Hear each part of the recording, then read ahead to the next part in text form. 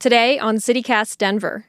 It was a big news week, so we're slowing things down a bit, taking a breath, and taking a deeper look at some of those stories. Today is Friday, September 3rd, 2021. I'm Alexandra McMahon, and this is CityCast Denver.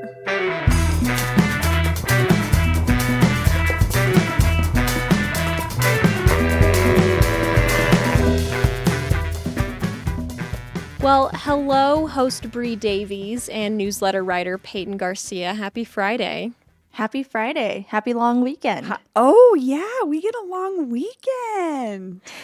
I can't wait to clean my house. Oh, no labor, Bree. No labor. That's what this day is all about. You guys should see my desk. Oh, it's a man. pile of trash. Okay, so like I said at the top, this was a really big news week, and obviously the biggest story among them was that a grand jury has officially indicted 3 Aurora police officers and 2 paramedics in the death of Elijah McClain. Now, I'll quickly go through the facts of this case again, even though this is a national story, and I'm sure most listeners are familiar with it. But Elijah McClain was a young black man who was killed in 2019, August of 2019, after he was stopped by Aurora police officers. He had not committed any crime. He was just walking down the road, and they stopped him. They forcefully detained him, and then when paramedics arrived on the scene, they instructed paramedics to give him a dose of ketamine, which was turned out to be a lethal dose, and he went into cardiac arrest and died 3 days later.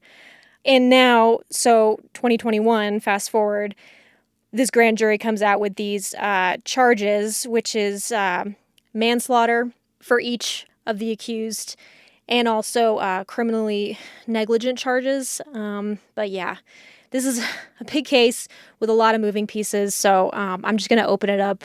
Bree, Peyton, anything you want to add, anything I missed? I'm sure I missed certain facts that we should include. I mean, I think it's important to realize an indictment is not, that's the beginning step of this process legally. Right, not a conviction. Yeah, so we still have a long road ahead of us. I think, too, I can't remember which reporter pointed it out on Twitter yesterday, but Elijah's case didn't really pick up steam until, I believe, almost a year after the incident happened. Obviously, locally, folks had been talking about it, but it gained national attention last year. And part of that was the depiction of him as a person.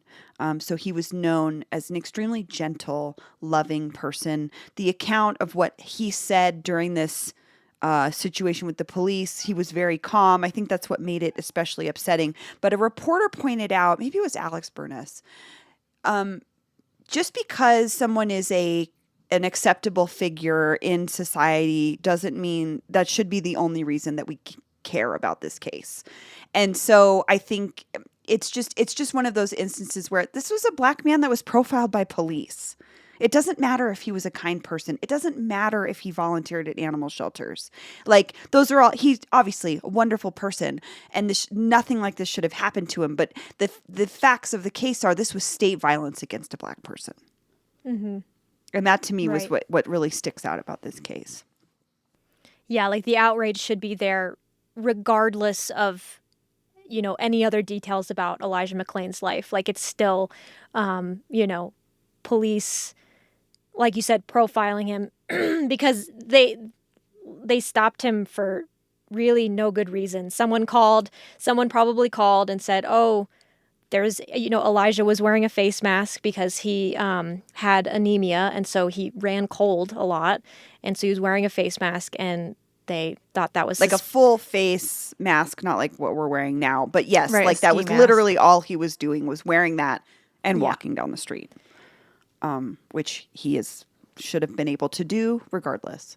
Yeah, for me, it's the rapid escalation of situations like these. Like, yes, okay, the police were called, and they wanted to talk to a lot. I mean, it's just like, how did it get to that point so quickly? Right.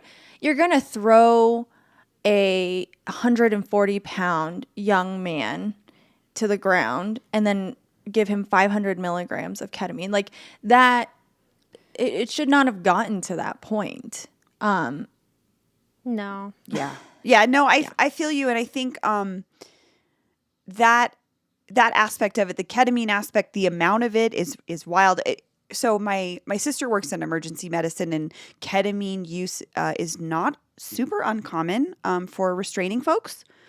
But the amount that was used on him and the fact that his demeanor was, by all accounts, not needing that whatsoever was one of the more shocking aspects of this case. But yeah, the fact that he was treated that way. Since Elijah's death, there have been state laws that have gone into place. So, like, there was a big one last summer. Yes. And now that means, that limits the use of ketamine in those kinds of situations. And that was directly in response to what happened to Elijah McClain. Right, and his death also prompted the banning of corroded chokeholds, limiting deadly force as a last resort, and requiring body cams on officers. So his death, I mean, while this indictment is but a small victory on a really long road, I mean, his death has prompted some serious scrutiny of local law enforcement. And I think it should be pointed out, too, that the investigation happened at the behest of the governor, and that definitely was a direct result of uprisings of his family, of the community, of folks coming out and protesting the situation and bringing it national. I mean, that was part of it, was it got national attention because people here in Denver were in the streets saying, you can't just drop this. We need, and it's worth noting. Sorry, Bree. No, Go ahead. Adams County prosecutors originally declined to charge any of the first responders. So originally, the forensic pathologist that first reviewed the autopsy said that his death was undetermined and nobody was charged. The Adams County prosecutors said that they weren't going to pursue charges against anybody, and it was only because of public pressure that Governor Polis insisted that Phil Weiser take a closer look at the case.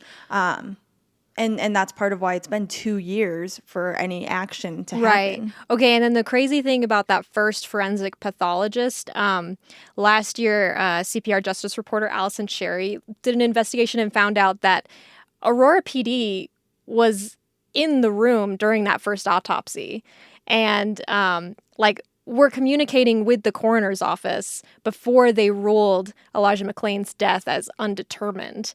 So it was like, obviously we needed a second opinion there. And now the grand jury had another, forensic pathologist do another autopsy, and they found that Elijah McClain, his death was a homicide. They ruled it a homicide. So it was like two very different results there. And I'm just, I'm glad that CPR uncovered that those officers were involved in that first autopsy, and that just kind of boggles my mind.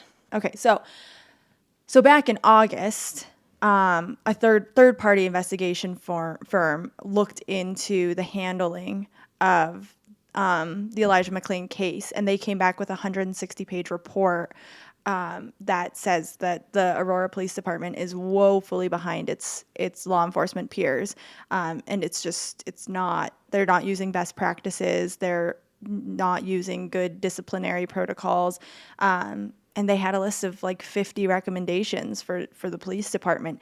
So I think there's a lot of really big holes in the Aurora Police Department that need to be addressed. Has there been any response from APD after that report or since the indictment? I don't think I've seen one, but I did see that the Aurora Police Association Board of Directors released a statement yesterday. Yes, I wanted to talk about that too. I can read a little bit of it, but it's just basically completely standing behind the officers. And this organization, they kind of seem like an activist organization for Aurora Police. So I don't know how official of an entity they are, like in terms of like being connected to the department or how much sway they have in the department. But I mean, they're a union, right? I mean, in what I read, they're a union organization for Aurora they Police? help negotiate contracts and stuff like that. So yeah, it does seem tied. So they're pretty intimately involved. Yeah. And here was some of their statement. Immediately, this is what they said. Immediately after Elijah McClain's death, then Aurora Police Department Chief Nick Metz stated clearly that Mr. McClain was not murdered by Aurora Police Department officers. Nothing has changed. Our officers did nothing wrong. Sadly, Mr. McClain died due to a combination of exertion due to his decision to violently resist arrest and a pre-existing heart condition. He was alive and talking when the officers turned him over to EMS. There is no evidence that APD officers caused his death. Now, this is the part that really gets me. The hysterical overreaction to this case has severely damaged the police department. Inevitably, the public are the ones who've paid the price. This fall, the public has the opportunity to restore sanity to this situation in the city council elections. They should not take a return to normalcy for granted. Oh, that makes my blood boil. The hysterical overreaction. And you know who paid the price? No, not Elijah's mother, not Elijah himself, not his loved ones, the public, and the Aurora Police Department and their shattered image. That's who paid the price. I don't even know what to say. And then they take it as an opportunity to talk about elections. Of course. I don't know. It was like, wow, this is baffling to me, just this whole statement. It's bold. Very really bold. Freaking bold. I mean, this has just already been such a charged situation for the last 2 years, and I am surprised that they felt bold enough to come out with a statement like that. Well, going forward, I mean, no court dates have been set yet, but I saw that the 5 people, so like the 3 officers and the 2 paramedics that were charged, they did turn themselves in on Wednesday night, and then they were like immediately released on bond. I think they each posted a $10,000 bond. And they're just going to be waiting for their day in court. And, it'll be interesting to see what happens over the next few months if protests do start to spark up again. And, of course, CityCast Denver is going to be continuing to follow that case as it unravels. And I'm sure we'll be doing a lot more episodes about it. So stick with us. Okay, well, we're going to move on to some other news that happened this week. And I didn't really know what to call this segment, because we kind of just made it up last night, but I was like loosely calling it in our little like prep doc, like WTF business stories, because there was just a lot of random business news this week that got us talking. So we're going to run through some of those stories. Bree, do you want to go first? Sure. So nightclub, Beta Nightclub in Lodo is, potentially the city is threatening to shut it down after numerous safety violations, some undercover cop activity that uncovered some things in the club that, to be honest with you, you could uncover in any club in the city.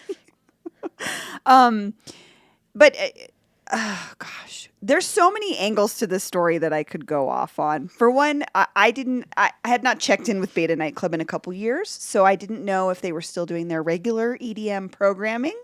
It turns out they are not. And when I found out, that they're doing more hip hop oriented events, this story all of a sudden made way more sense. So the city of Denver has had a long history and checkered history with shutting down hip hop clubs. Really? It is something, oh, absolutely. It happened very heavily in the early 2000s when I was 21. I know it happened in the 90s.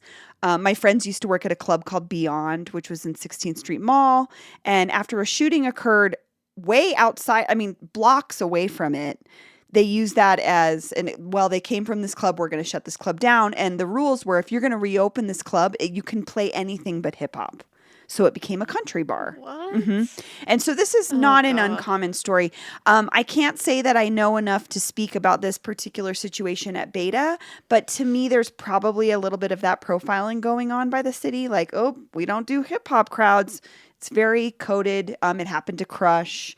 It happened to the F Stop, I think in the late 90s, early 2000s, which was a really well-known hip hop club here in Denver. So that part of the story made a lot more sense once I dug a little bit deeper.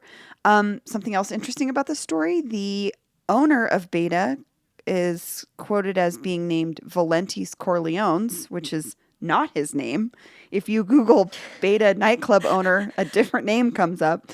My friend Dan pointed that out on Twitter. He's like, you just do a little Googling and you're like, this is not this person's real name. So there's that. The part that stuck out to me too as particularly funny was that undercover police were able to quote unquote purchase fake and real cocaine inside of the club. A, I don't know what fake cocaine is. And B, It's baking soda. baking soda. Someone said maybe it's Adderall if you want to count legal cocaine. I don't know. Oh, okay.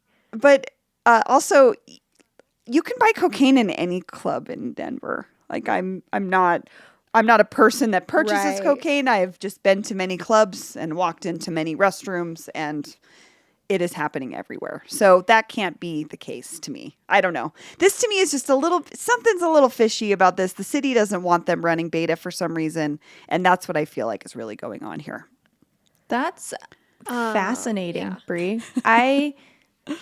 That's just so interesting. I'm sure I'm not the only one, listening who did not make that correlation. Yeah, so part of it was they said there was a result of several complaints and a recent increase in 911 calls to beta.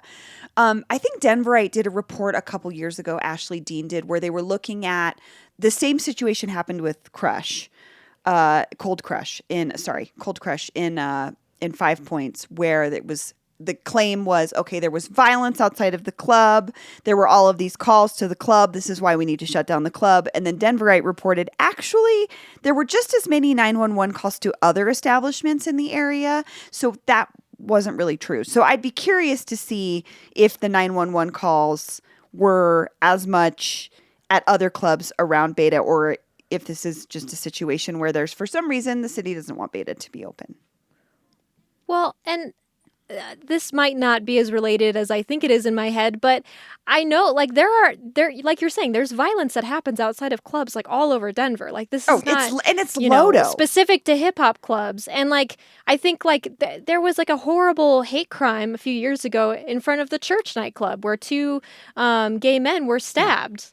And I'm like, well, that didn't really garner that much attention from the police. I mean, they weren't like trying to shut down the Church nightclub. So I don't know. It's just like, It's very strange to me. And then going back to the guy's name, I mean, maybe Bree, he just changed his name recently. And that's why. I guess. I don't know. I'm just like, I'm trying to make sense of the name thing. Peyton, you want to go? Yeah, so there was a story in Westward that came out earlier this week. It was written by Gil Asakawa, who we've had on the show in the past. Yeah, Gil. And it was concerning Domo, which is a, quote, country-style Japanese restaurant located in the Lincoln Park neighborhood near the Auraria campus. I have not been there before. But apparently it's been around. I know I have never been there, but apparently it's been around for 3 decades, and they have a really loyal fan base. So, anyways, the story is kind of bizarre. Apparently, back in July, a patron went in and took a 45-second video while they were in the restaurant, and they posted it to TikTok. There was no commentary, no narration. The video is no longer accessible, so I don't actually know what the video was. But based on descriptions that I found, I just imagine it was a video of the inside. But apparently it went viral on TikTok. And the next day after the video went live, the restaurant had more than 100 people lined up outside wanting to come in. And so the story goes on to talk with Gaku Homa. I am deeply sorry if I've butchered how to say that. I tried to look up a pronunciation and couldn't find one. But they go on to talk with him about the whole experience. And he's the owner, right? Yes, he's the owner. He also is the sensei at the dojo that is attached, the Aikido dojo. And he just went on to say that it was not a good experience having that much publicity. First of all, they were really caught off guard. They were not prepared for this like sudden influx in customers. And it sounds like it was all just very jarring. And he felt especially apologetic toward their loyal clientele that come back regularly and were having to deal with long waits, like an hour to 2 hours.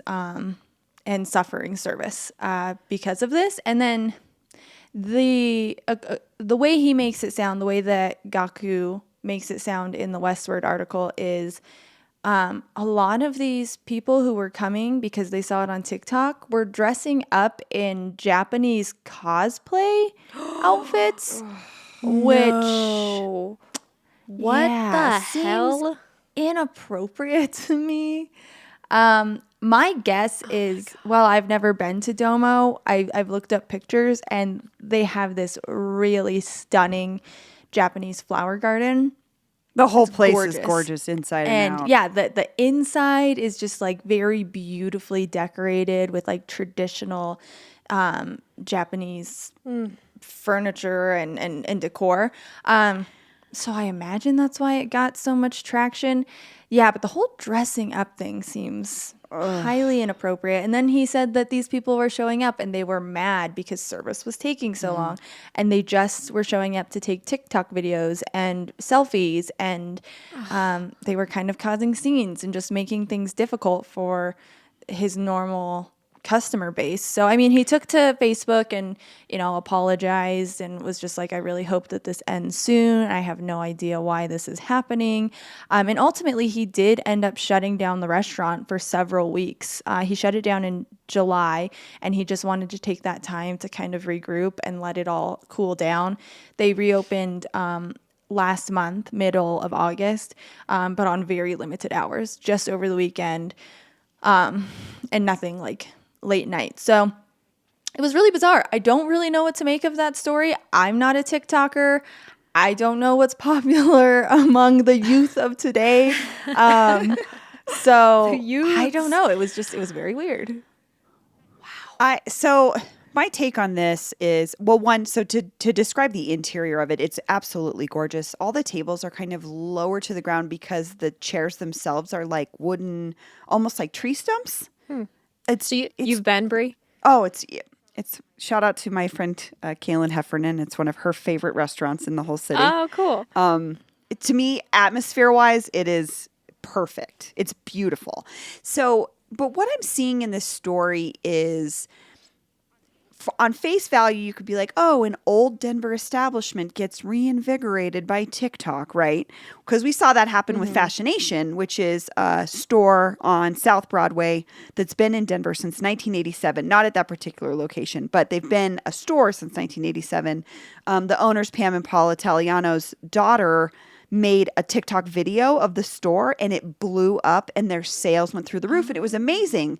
And what's cool about Fashion Nation is they've been selling Doc Martens since before anyone else in the country was selling Doc Martens. Like they're the originators of really wild style. So it helped them, right? It was great. It was great for them. But for a business like Domo, it's a little bit different. They didn't need that obviously, the way that it functions, it's kind of a slow paced place. You don't go there expecting to be served immediately. You don't go and I think that the folks that went there from a lot of the folks that went there from the TikTok, from seeing it on TikTok, maybe had a different expectation. And it's just, you can't conform a business to be what you want it to be. And that's what it sounded like happened here. And also, he said in that story in the article, it's a wonderful article by Gil. I'm sorry, you should read it in Westward just because you get to hear from the owner himself. There's some gorgeous quotes from him. But they were pre-pandemic, their staff was 30 people. Post-pandemic, during the pandemic now, they have 10 staff members. So if you can imagine how overwhelming this has been on top of dealing with the pandemic. And it's just, to me, is like, this business didn't need this kind of extra business, and it also just didn't need a lot of disrespect. And that's what really bothered me, was it becoming Domo becoming a background for someone's social media. It's really gross. That's to what me. feels gross to me is so to go and dress up in anime garb and be a place where you can take selfies, really disrespectful. it feels gross and disrespectful. And it's just an interesting way to see how social media, what the things that social media can do in this day and age, and that it's not always good. That kind of publicity is not always a good thing. Yeah. Very, yeah, again, just a WTF business story, if you will. I'm really trying to have this name catch on for this category, but it's not very good. So if you have a better idea, listener, for this category where we talk about weird business stories, I don't know, like tweet me or something. All right, well, let's move on to our final category, staff picks, because, we love to give you recommendations as you're going into your weekend about things that we're doing, things that we think you might like to do. Peyton, take it away. Yeah, so you might have seen this in my newsletter from a few weeks ago, but I recommended it as the Made in Denver section. It's a podcast called Escaping Denver, and it's actually created by some guys in Canada. And the premise of the podcast is it's an audio drama. It's fictional, but the premise is you're following these two characters who are trapped underneath Denver International Airport, and they don't know how they got there, and they're trying to get out. And it plays into all of the theories that surround DIA, all the conspiracy theories that surround DIA. And the guys in Canada, from what it sounds like, they're just like really into conspiracy theories and wanted to create kind of a spooky podcast, and they thought DIA would be a great setting for that. And it launched in Canada a few months ago and was like really, really, really successful. And so I took a look into it, and it's being dropped a new episode's being dropped every couple of weeks now, here in the US, and it's good. I like it. The acting is kind of super cheesy, but once you kind of get used to that, I mean, I'm hooked. I'm hooked. I want to see what happens. Might not be everyone's cup of tea. If you don't like it, I don't want to hear about it. Oh my God. I think it's what a warm staff recommendation. I don't want people tweeting me like, that was a terrible recommendation. I thought it was fun. Check it out. It's kind of silly. I enjoyed it. Escaping Denver. The Escaping That Denver sounds fun. podcast. Okay. All right, what do you guys got? So I'm going to recommend First Friday on Santa Fe, the art district on Santa Fe. I'm sorry. Oh, it's back? Yes. Denver's Art District is what it's known on. Denver's Art District on Santa Fe. While art districts themselves could be fairly controversial to me in the function of a growing city, the art district on Santa Fe is our oldest art district. It's also where First Fridays really originated in Denver. They were really kind of doing them unofficially before it became this official event. So I always recommend going to check it out. It's sort of the home and the heart of our Chicano arts world. It's where it sort of began. It's where it used to center around before a lot of the artists themselves got priced out. But there's still a lot of legacy businesses there on Santa Fe between 7th and 10th.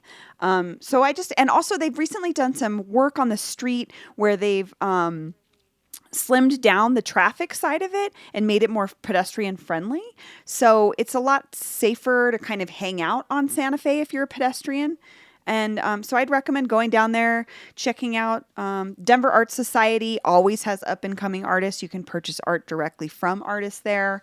I highly, highly push folks to buy art directly from artists. So go check out Art District on Santa Fe for First Friday. That's a great one, Bree. I second that recommendation because it's super fun, and there's free wine and cheese too. I don't know if they're doing that in the pandemic, but I don't know either. I loved that. I don't know either. Anyways, but yeah, and then mine's a little bit more of a serious note. Again, going back to the story we talked about earlier with Elijah McClain's case. Robert Sanchez, the journalist for 5280, had this amazing story that came out for September's issue, where he read. So basically, I think it started last summer. When Elijah McClain's case really started hitting the national airwaves, people across the country started writing to Governor Polis, asking him to take action, and it ended up with more than 8,000 postcards and letters that came into the governor's Whoa. office. And then all those letters went to History Colorado because they're going to preserve them and like put them on display eventually, like make some kind of exhibit out of it, I guess. And Robert Sanchez at 5280 Magazine sat down and read every single one of those letters and postcards and then wrote this like really beautiful story about the story's called The Enduring Legacy of Elijah McClain's Tragic Death. And that's essentially what the story is about, is just this legacy that's going to live on and how his story touched so many people across the country. Yeah. That's beautiful. So it's definitely worth a read. It's really, really well written. And that's in 5280. 5280 Magazine. Yep. Well, that's all for today here on CityCast Denver. Our producers this week were me, Xandra McMahon, producer Paul Caroli. Hi. And Natalie Rivera. Hi. Bree Davies is our host. Hi. And Peyton Garcia writes our morning newsletter. That's me. Our music is by Los Mocachetes, with additional mixing by Tyler Lindgren, plus more from the Epidemic Sound Library. If you haven't already, subscribe wherever you get your podcasts. What are you waiting for? Subscribe. Follow us on Twitter at CityCastDenver. And tell a stranger about us the next time you see them. You can sign up for our daily newsletter and learn more about us at denver.citycast.fm. We'll be back Tuesday with more news from around the city. Monday is Labor Day. So if you get a chance, don't labor. Okay, have a good weekend.